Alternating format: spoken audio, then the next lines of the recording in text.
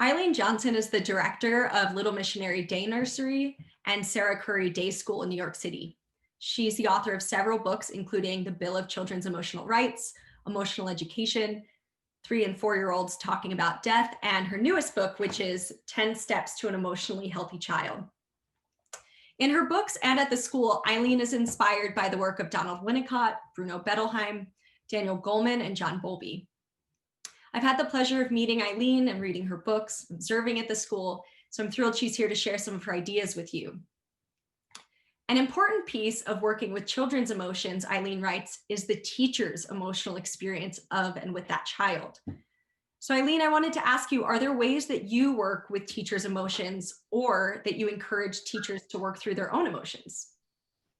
Yes, absolutely. We meet regularly, we meet weekly, and it's very, very important that teachers feel comfortable knowing that I approve of all their feelings and that I welcome their feelings just as I want them to welcome children's feelings.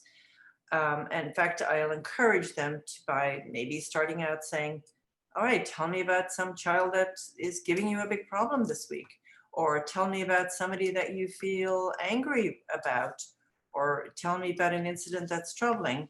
And they just love it to be able to share their feelings because working with children all day, every day, I mean, we have feelings every minute of every day.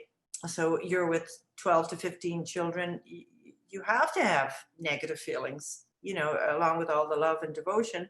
You're going to feel frustrated, angry, puzzled, you know, and you're going to be transferring some of your own childhood feelings onto them, probably. So I really want them to be able to talk. And so when they okay, let's put it this way. Initially, you know, when people start out in the school, the teachers, they'll say, well, you know, I had this, he did this or she did that, but I think, you know, I think that if we just do this, and I'll be, can I just stop you now? We're not going to fix anything right now. We're just going to talk about what happened and how you feel about that. How do you feel about that? And they might share something like, well, you know, the parents were right there and I felt embarrassed and I thought I had to do this or that, or a lot of the teachers' worries are about how other people see them, actually. But I really encourage them to explore, or just even to, I'm not their analyst, and I want to be careful about that. I don't want them to expose their, you know, their private life to me, but in terms of their work, I want them to just think about, oh, so you felt annoyed, okay, you felt frustrated, you really don't know what to do. And the strangest thing is that we've all noticed this, we've all observed this afterwards, the following week, if you talk about a child, how much that child annoys me, I can't stand that she's always whining, and so on and so on. When they go back into the room, the strangest thing is teachers say they feel completely differently about that child. It's almost like shining a light on a problem. The barrier is gone between you and the child. Now you know that you're feeling annoyed. You don't really need to feel that much anymore. You have the insight into yourself.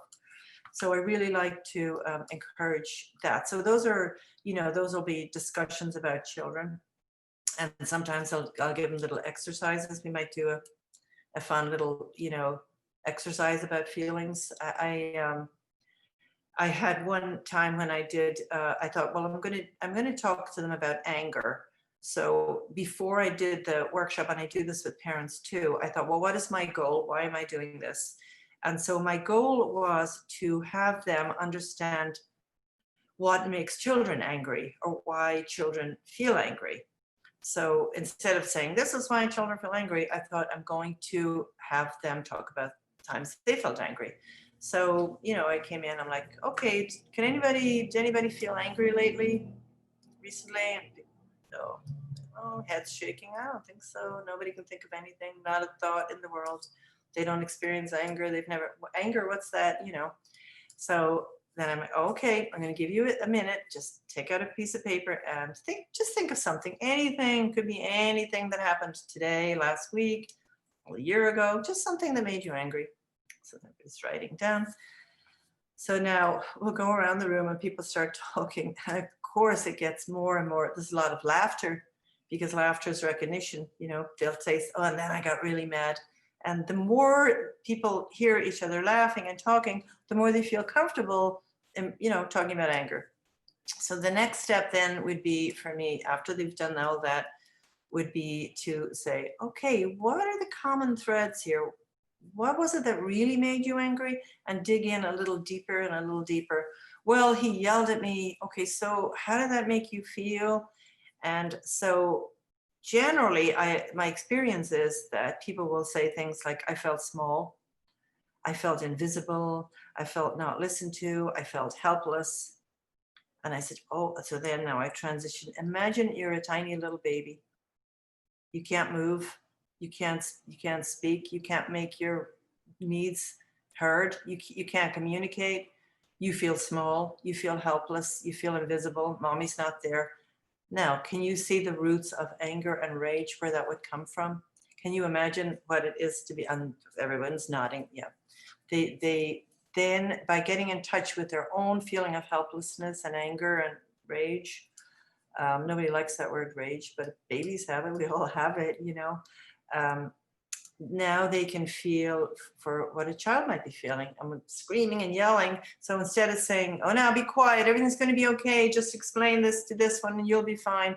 Instead of doing that, you can feel a bit of experience what they might be feeling. And once you can experience what someone's feeling, the answer to what you should, like you asked me earlier in another conversation, is teachers are worried about what to say. If you can really feel what the child is feeling, the answer will come to you. You'll know what to say.